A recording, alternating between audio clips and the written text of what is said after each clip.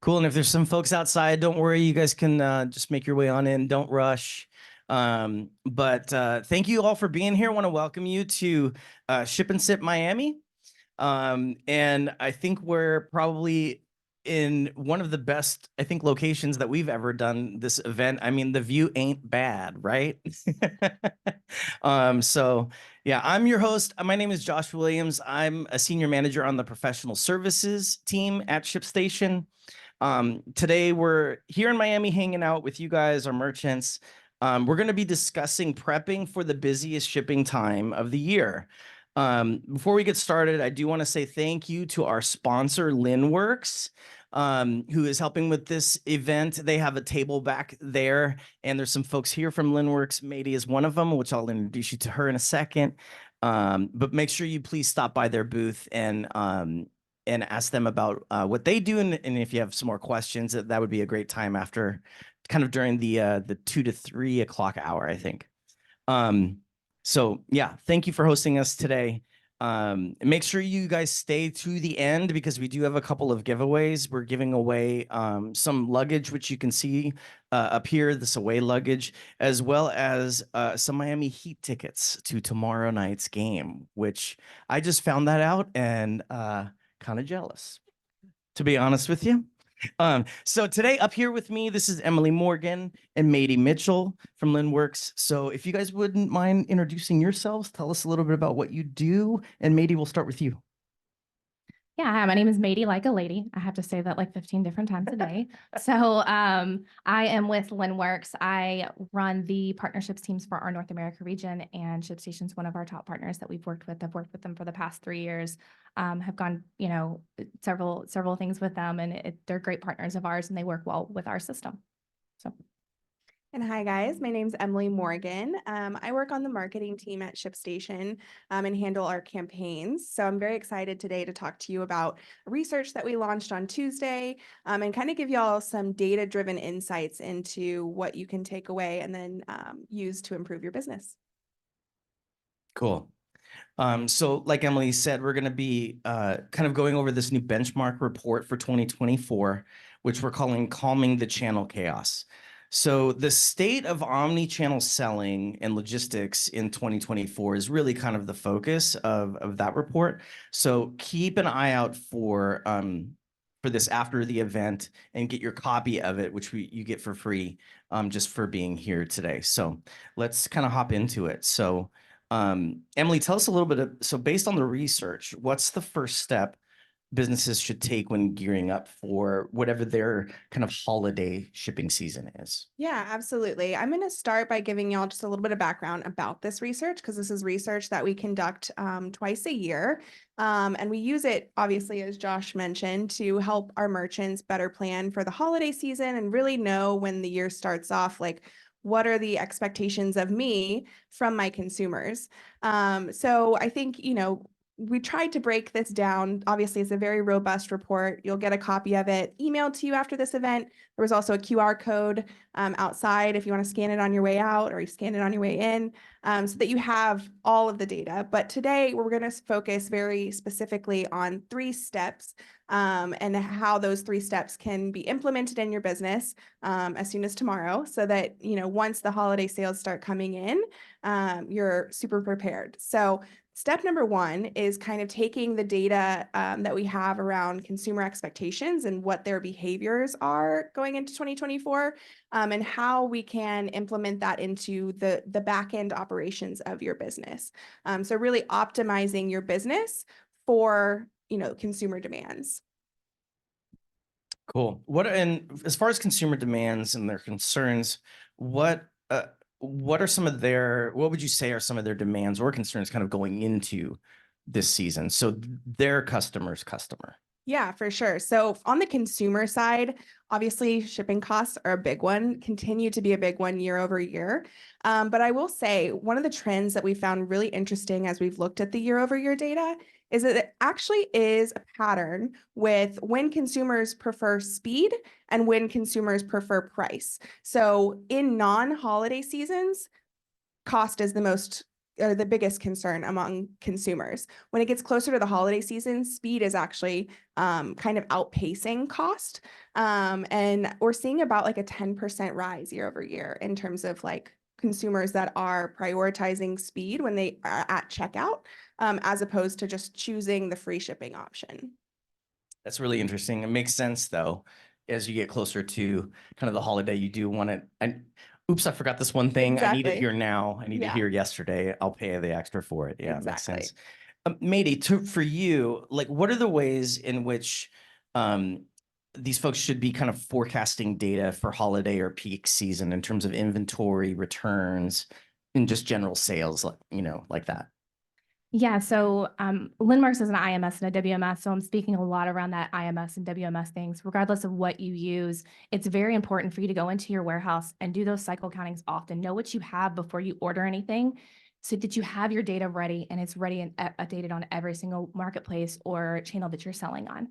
Then you want to make sure that you're going through your forecasting. So whether you're using a forecasting tool or anything that you have, make sure that you're using those tools to go back and look at history. Look at where they're buying from, what they're buying, when they're buying, what their choice of method of delivery is, whether they're choosing that pickup, whether they're using the in-home delivery.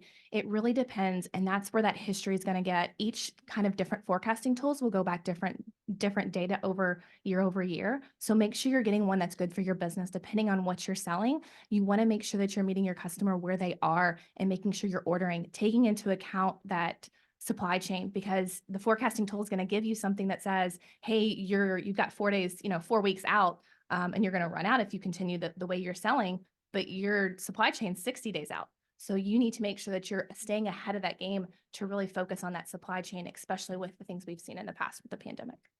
Yeah, for sure. How many of you have an inventory IMS or warehouse management system and currently use one?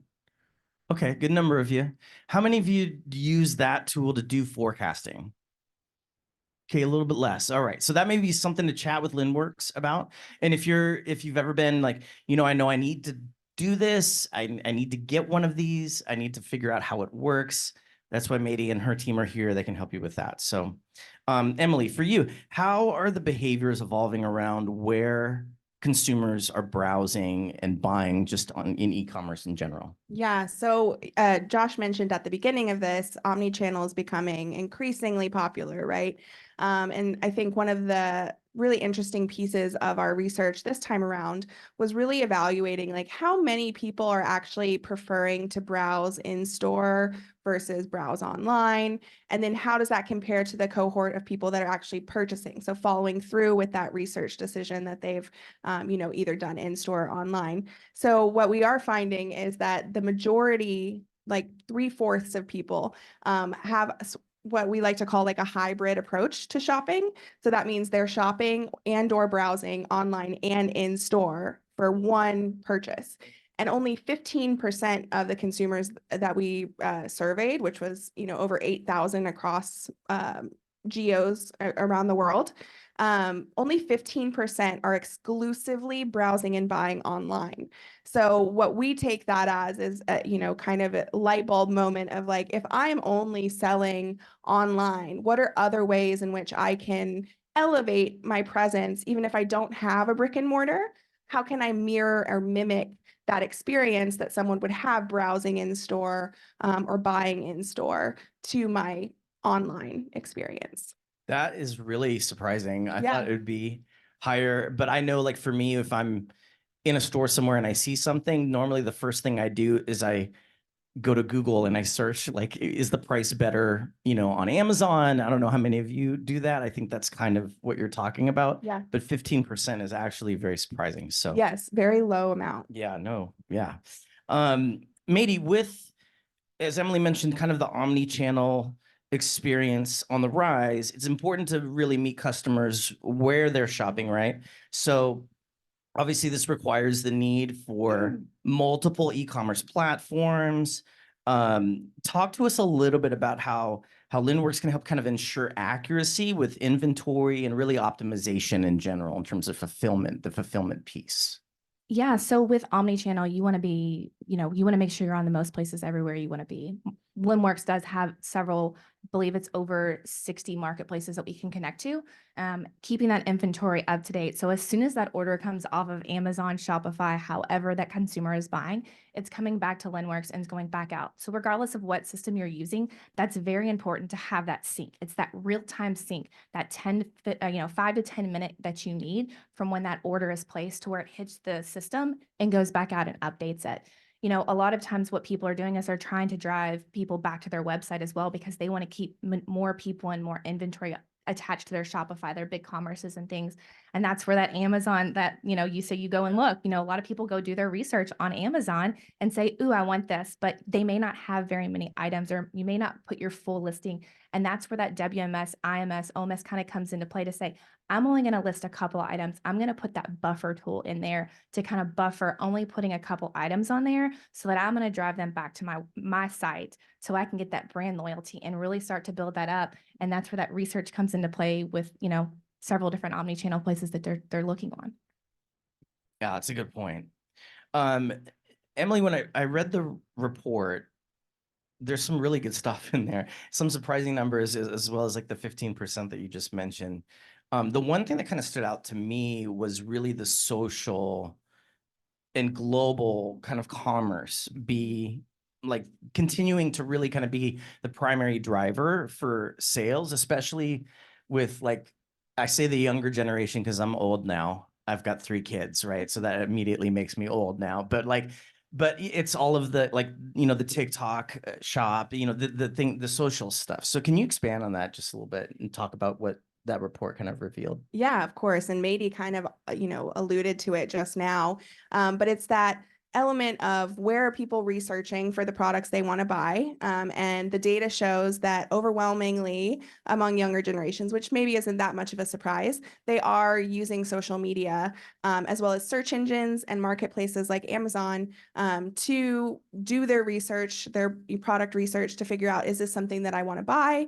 Not always are they completing that purchase online. Sometimes they're going back in store, but I think it's a really good highlight of, if that channel isn't fully optimized for your business, you might be missing out on opportunities where people are going to Amazon or to TikTok to actually see, is this product something that I want? Are other people satisfied with it?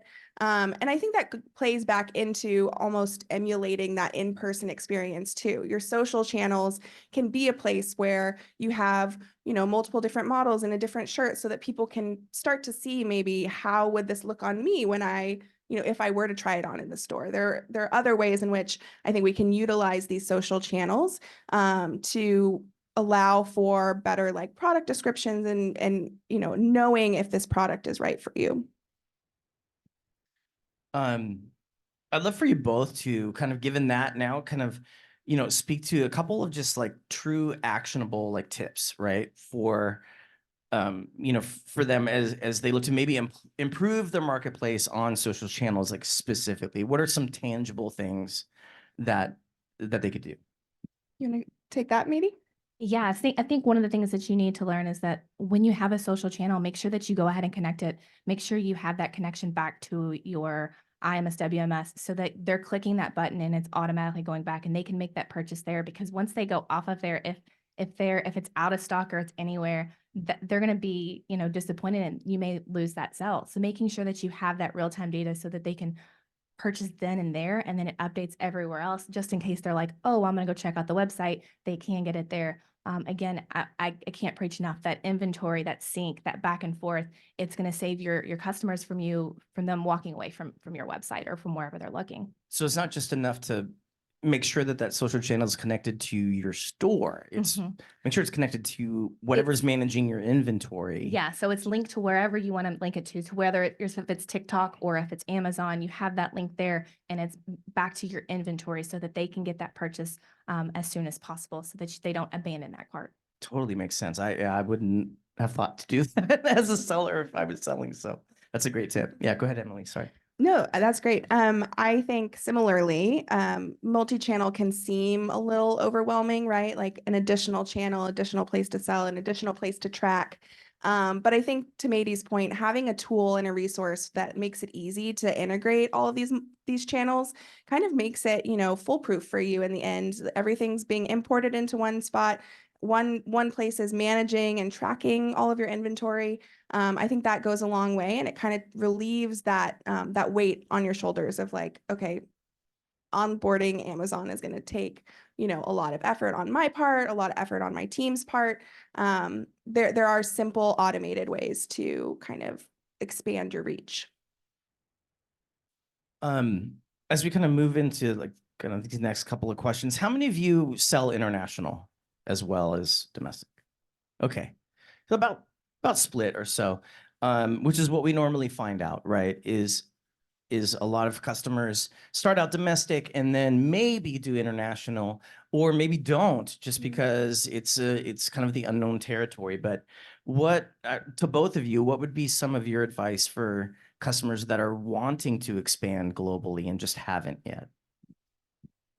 Meet your client where they are. So depending on where they are and where they're selling and what your product is, you want to meet them on the correct marketplace for their region. So it's something that I've learned. Linworks is a global company, and we have tons of marketplaces that are global. And it's the amount of different Home Depots of the world and things like that they're in other countries is very eye-opening to me. So make sure you're meeting your client where they are, where they shop globally, and then use a 3PL to fulfill from. Like if you want to go over and you want to put something in London or in the UK, get a 3PL there so they can help with that portion and they can help with that kind of stuff, so that you're not, it's going to save you on shipping costs and everything from day one. And then you got to make sure you have everything else lined up as far as your financials and the bankings and things like that. And there's several partners we both have that can kind of help align with all that stuff. And I would add, I think one of the biggest reasons, at least I've heard, for merchants not expanding globally is the barrier to entry of cost, right? And at least with ShipStation, we have a Global Post, which is a consolidation carrier. And that's just a simpler way to, reduce the fees that you would have normally by consolidating a bunch of packages together. It's not necessarily the most quick option, but if you are trying to, open into a new market and kind of just see how things are going, like Mady said, forecast and track your customer data to see if things are working in that region, I would say like a consolidator like Global Post is a great option, so that you can ship internationally a bunch of orders, and then those orders are then distributed by the local carrier for the last mile. Yeah, very cool. How many of you use some kind of consolidator or 3PL currently? Okay, a couple of you. How many are like, I don't even know what that means? And that's okay too. Okay, good. And we can definitely help with that if that's something that you're curious about. So now this is really to both of you, with more than half of consumers expecting a delivery in 2 days or less. Thank you, Amazon. What strategies have you found out to be the most kind of successful in expediting kind of the pick pack shipping process just in general? Yeah, I can start. So at least within ShipStation, our automation rules are a big one. I'm sure most of you in here have heard of or have a few automation rules implemented. And I would say those are the biggest ways to really make sure that your customers are getting their package when they're expecting to get it. Obviously, some of our research has some surprising data around that 2-day window. More than half expect their package without paying for shipping within 48 hours. So yes, thanks to Amazon. But there is actually some really refreshing data, or at least we think, that says people are more willing to pay for premium delivery, like up to $9 per order. So there is some, what I would say refreshing data that maybe adds some relief to y'all's mind, just knowing that people aren't always going to choose the free shipping option. There is sort of this willingness to pay if it is going to get there at the right time, or if it is, I don't know, like an expensive item and they want to make sure that it gets there, things like that. Yeah.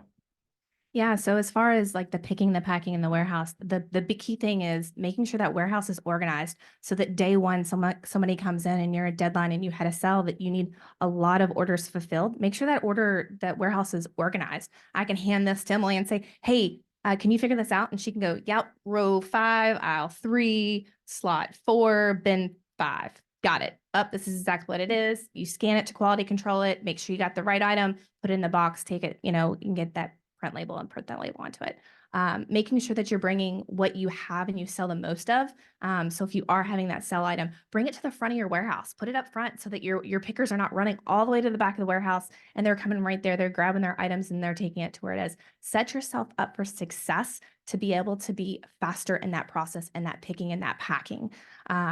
So yeah, just being organized is going to be one of those first things. And the other thing is, with OMS and taggings, that we all have, that use a 3PL. So if you have people and you're fulfilling on the East Coast and the West Coast, use a 3PL to fulfill on the East Coast. And then, you can fulfill from once the West Coast or Miami. So I should have said that the way around. But you see the gist of it. Like, have them help you get to places faster. And they're the ones that are going to be an extension of your business to help meet that 2-day window.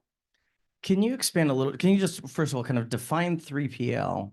And Is this that softball you're throwing me? yeah, Okay. yeah. I mean, I don't want to assume that we all know, right? I mean, we live in this shipping world every day. Yes. But for folks who may not be using one, kind of Yeah. and what the benefits might be. So a 3PL is a third-party logistics, and it varies depending on what you want and what kind of services you want, because there's the boutique ones who are gonna fold your clothes right, nice and neat, put the bow on it and fold it up nice and neat. And then there's your 3PLs that are going to, do the Amazon type thing. They're gonna manage all your shipments. You're gonna do a drop shipper, which is dropping it off at their warehouse. They're going to store it, fill you, and fulfill all your orders for you. And what this does is it takes you out of the warehouse business and makes you focus on your business itself, the marketing aspects, the saving the cost and things like that. So therefore that 3PL can handle that actual fulfillment process, that, you created a business. And if you're passionate about your product, you want to pour that into the product,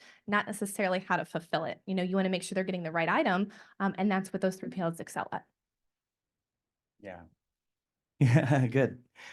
So, okay, kind of, and I'm assuming another soft, but I'm assuming Linworks can track all of what is happening, not only maybe in my warehouse here, but my 3PL in Los Angeles. If I have one out there, it all connects. Yeah, all so we sync have, together, yeah, right? we have a lot of native integrations, we have an open API, so we can connect to anywhere. So that when they get that order in, however they're fulfilling that order, when it hits that rules engine, it says, I need to fulfill this out of this location, or it's not in this location, fulfill it out of this location. So that we can see where those orders are going. Once it's fulfilled, it pushes the orders back in and all the data back in, the shipping trackings and all that stuff back into the Linworks, and then pushes it back to the client so that they know when they're getting their item. Yeah, so just kind of a tangible, if I'm a seller here in beautiful Miami, I have a customer that bought something from me in Los Angeles. I want to send and have my Los Angeles 3PL fulfill that order, because that customer is going to get it maybe the next day, as opposed to me sending it from here, right? Yeah, it's that concept of all the Amazon logo, ones popping up all over down the street from our house, and we get it overnight and it shows up on our door at 5 a.m. Yeah, I got one. I purchased something on Amazon last week, and it was like, do you want this today? And I'm like, as in today? And it was like, purchased by like 1 p.m. or something, get it by 6. And that sucker showed up on my porch. I was like, okay, this is pretty cool. And I'm in the shipping business, and I was still like, wow. I will add really quickly, just to jump off of what Mady was talking about, ShipStation, you can also employ shipping strategies, which is a relatively new feature that we've launched. And that does allow you, if you're not using a 3PL or WMS, you are able to go in and create automation rules around, hey, I want it to automatically choose the cheapest option that will get that package there within 2 to 3 days, so that you're not only meeting that customer demand, but you're keeping your costs low, because it's going to compare all of the carriers that you're connected to within ShipStation. Cool. Okay, so Mady, this is for you. So as the operation grows, right? what are ways in which a customer, these folks can kind of speed up really kind of the optimization and efficiency piece in the warehouse? So some maybe tips, tricks that you can recommend from, you guys really living in that world. Yeah, I kind of alluded to a little bit, the naming scheme, knowing your naming scheme and being something familiar with you so that day one, like I said, you can hand that to that person. When you come to peak season, you're going to be needing more staff to help fulfill those orders, because you're going to have more. We're having more orders in peak season. Let's go ahead and say it. We're gonna wish that into fruition there. So therefore, you need more people to help you pick, pack, and ship, and you need to make sure that's organized. Again, bringing your things up front, putting the bigger, bulkier items in the back to where those are the ones that they're gonna be bringing to the front, and then making sure that everything is neat and cleaned. Making sure you're doing those counts on a normal, so that you're making sure that everything's up to date on all your marketplaces that you're selling on. Yeah, that's kind of best practices, Mhm. right? Yeah. How many of you, I'm just curious, how many of you would say your peak season is summer or like you're in it right now? Yeah, a couple. Yeah. Kind of getting there, right? We're on the ramp up, depending on the products. Okay. Yeah, good. How many of you is, what we kind of think about the holiday season is really our peak season? Yeah. Two hands from, yes. Yeah, exactly. Yeah, good. Good. Um, and then, when we talk about, you mentioned automation rules, what are some of the ways in which businesses can leverage really automation to really help with the delivery experience? I would say for both of you. Want to go first?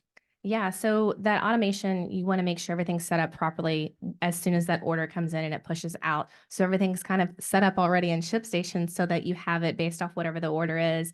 It's automating it for you, so you're not having to go in and say, "Oh, all right, I must select this rate every single time." Pick up that automation and make sure that you're set up for success. Making sure that you have multiple different ways of delivery and that's automated for them, for that customer, so that they can get the product when they need it, and where they need it and where they want it. Yeah, I would say Josh brought up a great point. Obviously, everyone's business is different. Everyone's holiday or peak season is different. And so I think, as a result, your automation rules need to be somewhat customized to your business. And I think, with tools like LinWorks and ShipStation, you're able to go in, create the automation rule that works best for your customers, because ultimately that's who we're serving. And I think, in addition to that, we're seeing a rise in new technologies. So AI, for example, AI is becoming increasingly popular in the e-commerce space. And in our research, we found that more than half of consumers are open to AI experiences within their shopping experience or throughout that delivery journey. And so ways in which we're seeing this implemented, obviously we have the Amazons doing the drone deliveries, it might be a little far out of reach for some businesses.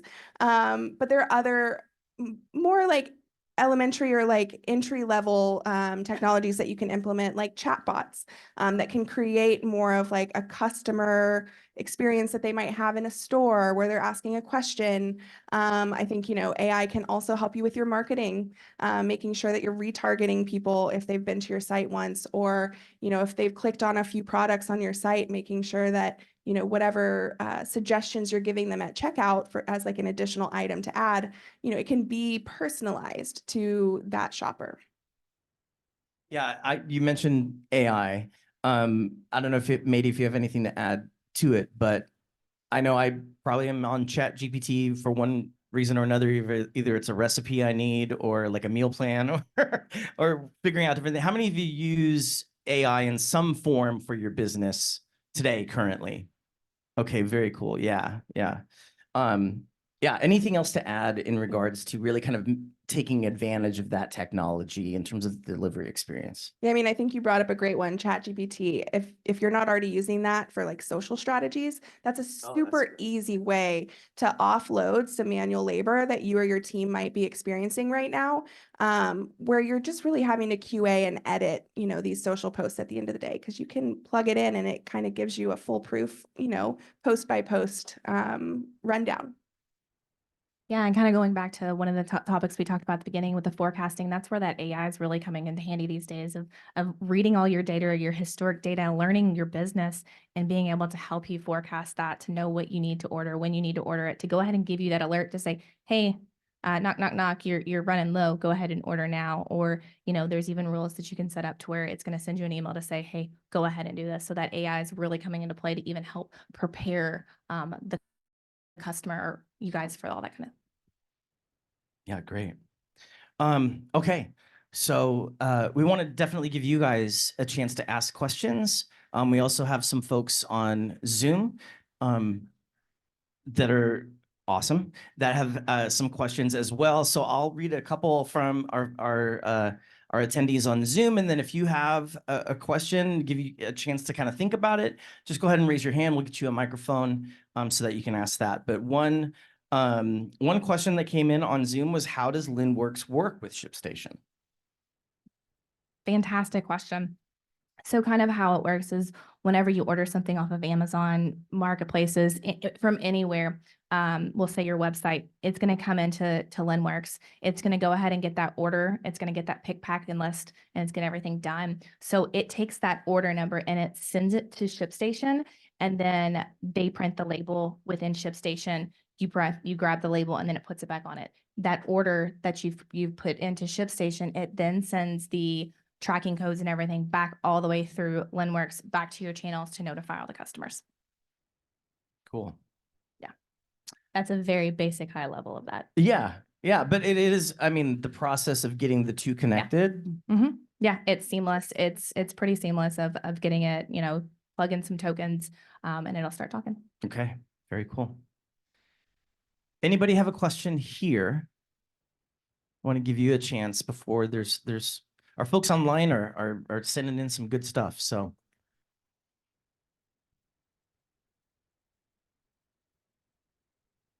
I have a question for the audience.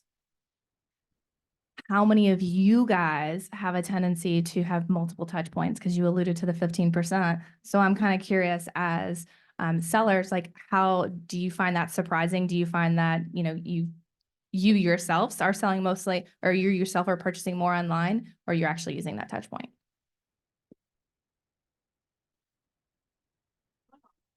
No, you as a you as a person. Yeah. Yeah. Well, sorry. But like, do you find yourself also needing that touch point? Like, you want to go to the store and purchase things? Oh, no. Yeah. See, I think that's the time. surprising part to a bunch of us, that 75% or Yes, more than correct. that. More than that. For Yeah, like once basic actually stuff, I think most people are buying like groceries and little things online now to supplement the craziness of our lifestyle and to just keep things full yeah. in the household, and clothing are what we need.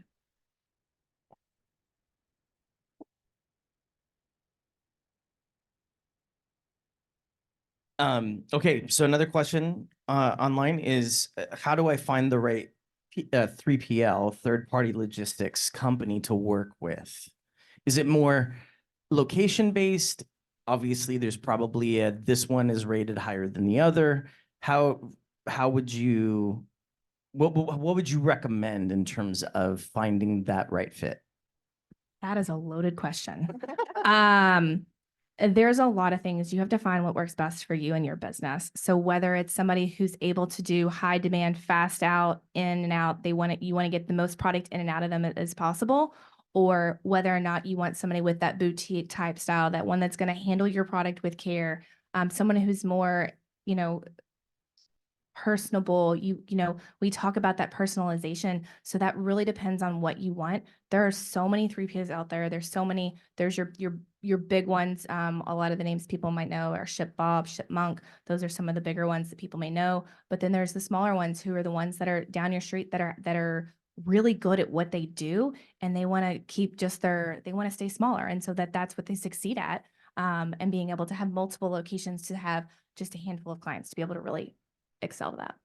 And ShipStation does offer a 3PL marketplace of sorts, where you can go and evaluate different options and kind of, to Mady's point, figure out what works best with your business. If you're looking for, geographical placement, or if you're, basing it off of some other strategy. Yeah. And there are consultants out there that can help you and guide Yes. you in that direction. Yes, sir. Hold on, let me get you a mic so our folks online can also hear your question as well. Yeah, so I've got a follow-up question. Maybe people in the room have an experience with this, but what would be like a red flag if you're searching for a PL, like for like a small to medium size PL, like anyone with an experience, like what not to look for, or like if this happens, like stay away. That's a great question. That's a hard one.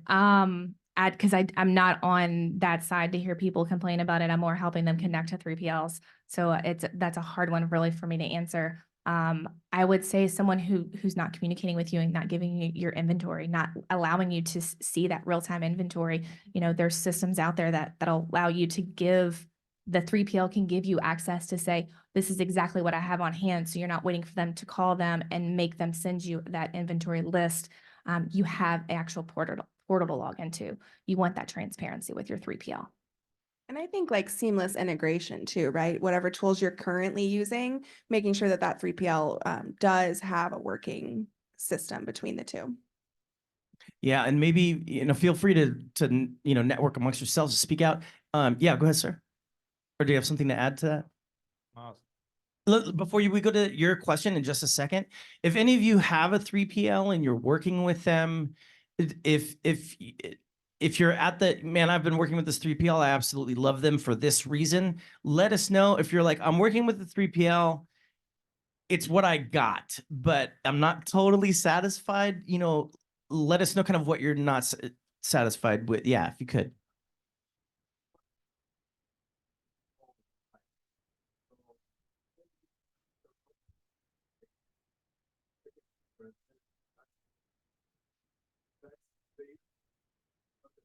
It's not a big deal.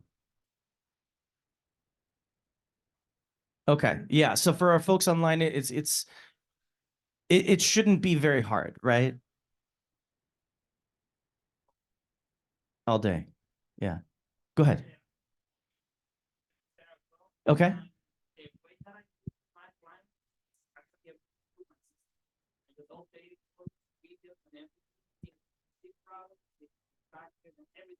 That the client want to, but actually everybody knows they don't know. 3PL is basically a hands and head of client. So Yep. we have to work with them. Our boss. So I need a photo. Go ahead. However, it's pretty important that everybody that wants to work with a 3PL ask those things. How you guys handle my inventory? How you inform me when I receive my product? Because the communication is the key of working with a 3PL. Yeah. People need to understand working with a 3PL. They have to do everything. It's not like that. There's an SOP, there's many things that in order to drive a good relationship between the client and the 3PL. Yeah. So I'm hearing communication is key. Yep. Yep. So make sure that your 3PL is, in a sense, over communicating is better, right? You want to know what's going on with your orders and your product, and right. Yeah. Do you have something to add to this topic, sir? Go ahead. He brings up some very good points, and I think further to that is that the 3PL that you end up using should be a resource and a source of feedback and information to your business. Yeah. Right. If they're just doing the service, that's great. But you want that additional information to say, maybe you should reconsider this, or maybe you should think of this alternative, right? That's the extra value add that you can bring to the table. And I Excellent think that's when point. you know that you have a partner that you're working with that's actually a good one. Yeah. Yeah. Great point. Great point. Thank you all. I appreciate that very much. Yes, sir. Let's go to your question right back there. I want to ask about ShipStation 3PL marketplace. How can I get there? Because I also have 3PL and I applied for this marketplace a few months ago. Nobody still reached me out. Well, that's unfortunate. What happened there?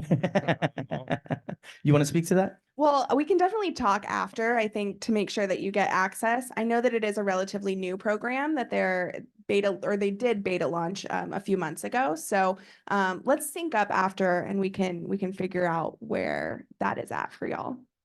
Okay, thanks. Yeah. Any other questions? We have a couple more. Yeah, go ahead, sir. What about DDP, international orders? Like there is an option on ShipStation, like, a check mark, but there is no like transparency about the cost of the DDP. You have to figure out from DHL, UPS? Is anything on the future coming? So right now, I know we have Canada DDP, which is a flat rate cost. And I think the plan is to launch that in other. Flat rate cost? It is, yes, for On Canada only. ShipStation? Yes, yes. Well, I have a bad experience with UPS. I don't remember which third part I used, and they overcharge. Like, if ShipStation have a flat price for Canada, that would be awesome. Yeah, yeah, I can definitely get you information for that. I know last year is when we rolled it out. So I believe, don't quote me, but I think it's like around $10 for DDP for Canada. It's too good to be true. I'm show- glad to hear I that. will show you what they charge me Okay. and what's the deal with. I mean, DDP, if you guys you don't know, it's prepaid customs. Correct. So if you have a client in Australia, they want to see the price include the the tax, customs, and especially in some countries, like you overpay for long distance, some crazy stuff, and you end up like losing money. Yeah, yeah. In the back there, this is Katie Duncan. She's our director of customer success. Katie, can you fill us in a little bit on the direct price in Canada? And which, if you guys look, turn around and look, these are some of our part of the team back there. That's Luis, Paul, and Jeff. So they'll be around after to ask you guys or answer any questions you have. And yeah, no, come on up. Yeah. Hi. So with USPS, we have a flat rate DDP option for packages that are under 4 pounds and under $400, and it's $7.95 flat rate DDP. And that basically goes along with the same parameters for first class mail international, first class package international. We also have a priority international option, and it's still the same weight threshold. It has to be under 4 pounds and up to $700, and that's $9.95. For Canada, we have Global Post Go, which is a newer option that we just launched, and as long as the package is under 2 pounds and under $200, it's a flat rate of $20, and that includes the duties and taxes, customs duties and taxes, and the shipping cost. So it's just like a flat rate, just $20. A lot of my customers that I work with will automate that like through Shopify. So for their international, if it's, if it fits within those parameters, you have a checkbox where you can say include, DDP option, and they can pay for that as they're checking out.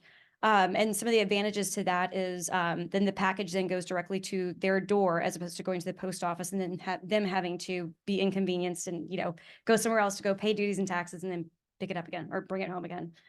So Cool. yeah, and then Australia is $35 with the same 2 pound. Same kind of qualifications. 35 to Australia, 20 to for Canada. And that's shipping and duties and taxes. Everything. So there's a couple of different options. Okay. I'm sorry. Yeah, you can use ours. Yeah. Is this option only for post office service? Not UPS, DHL? Correct. Yeah, it's only for within conjunction with USPS. Okay, good to know. Yeah, good question. Yeah. Did you have a question, sir? Just in regards to the DDP to Canada in particular, the other extra layer, which I don't know how ShipStation's handling it, is customs piece, right? Because that oftentimes is the big difference between what you'll find and what you actually get billed, is that there's extra permits within the customs side in Canada, and Canada is particularly finicky about those things.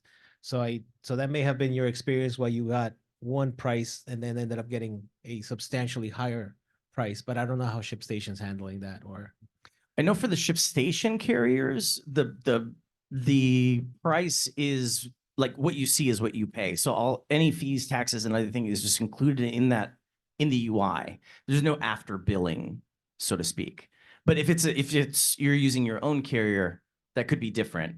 And maybe that was your experience, sir. But yeah, we'd be happy to talk afterwards and kind of figure out what's going on there if you had, something weird was happening. So Yeah, that and then something to also be cognizant about is to make sure that weight is under 4 pounds. I had a couple of customers who had a bad experience with it because even though the, what the order weight would have been, would be under 4 pounds, they had added some extra things, or I had another customer whose weights were off, and it put them over that 4-pound threshold, and then it sort of negated the 795 DDP, and the customer then had to go, because it gets reweighed. So then the customer then had to go to the post office and pick it up, Yeah, and pay the yeah. duties and taxes. So just make sure that those weights and everything are correct. yeah. Yeah, good. How many of you are checking your weights? Like, yes, I know for sure the weights on our products are correct, right? How many of you put in dimensions as, like, we always put dimensions regardless? You may want to reconsider that. And if you're wondering why I should, talk to us afterwards. We can definitely tell you, give you some good reasons as to why. Any other questions? Yes, sir. About DDP rates it's only for Canada and Australia, or it's all around the world? So for the Global Post Go, which is the under 2 pounds and under $200, that's currently only for Canada and Australia. We do have DDP options, but they're for other countries like Great Britain and I think Mexico and Singapore. A couple of other ones. Yeah. We can pull that info for you, but that's it's actual DDP. And so the duties and taxes are billed to your stamps account. And so, but it's not a flat rate. Yes. 1 second. Let me give you the mic to our audience online. Speaking of stamps, which is like a USPS situation, is that the business account that they associate with your account? Is that, because when I talked to them recently and often, they mentioned that I needed a business account in order when a package comes back to me, let's say from a Amazon situation, and the customer doesn't follow protocol, and then I need to get payment paid to the post office, I would think that they would bill stamps, right? And Yeah. they're not. They're keep- That's weird. Yeah, usually that's typically goes on under APV charges, APV, yeah. automated postage verification. Okay, And it sort of also falls in line with, let's say you underweigh and you underpay something, it'll go through their systems. I mean, all the carriers do so that's under the stamps umbrella. Yep, it should be charged. APV. Yep, it should be charged APV charge. Yeah, So it's generally- talk to either Katie or one of the Yeah. team after. We can give you some information on that and figure out what's going on if something's not. Yeah. So glad you're here. Any other questions? Yeah, we got one in the back, and then I got yours up here. You mentioned the shipping strategies before. Is that still for any or only the larger plan, or is that any plan now? I know it was beta before. But we use your ShipStation ground account, and then we have our own UPS account. And sometimes yours is just a lot cheaper, but not most of the time. So right now, currently, it's only available in a high volume level account. I can see you there. But we are developing what we're calling a marketplace, which the plan is to make it available just for ShipStation customers in general. But currently, that's not live yet. So it's kind of those, like, it's coming, like a movie preview, but like it's coming. It's just not available yet unless you're on high volume. And if you are on high volume, you already have that available in your account. It's in the left-hand navigation menu.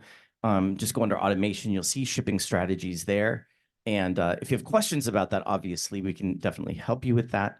But hopefully that answers your Does question. it, the shipping strategies, do you have to do it based on delivery time, or can you just say ground, on any of the grounds? Yeah, right now it's purely based on cost.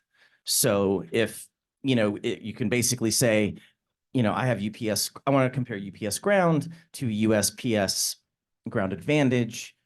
Whatever is the cheaper one, give me that one. Did I miss anything?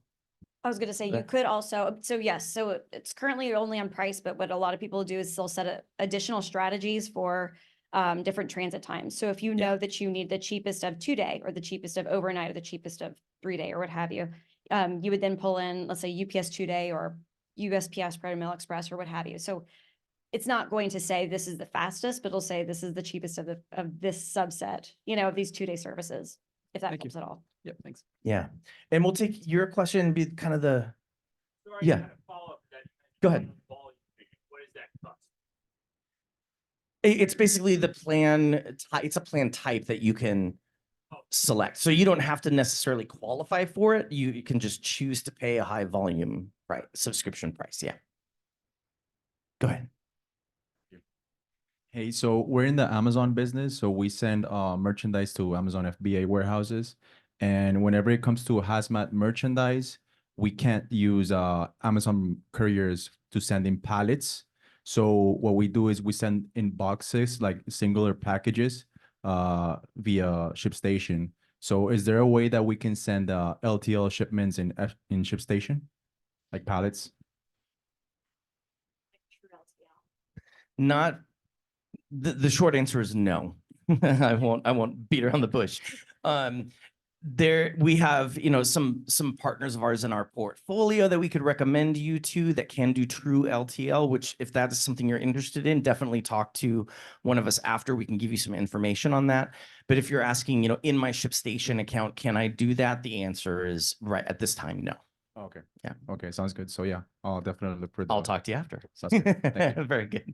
All right. Well, first of all, so let me just say, I really, really appreciate your guys' questions. Thank you so much for the engagement. We're a bit out of time for this part of the Ship and Sip, so I'm supposed to read this.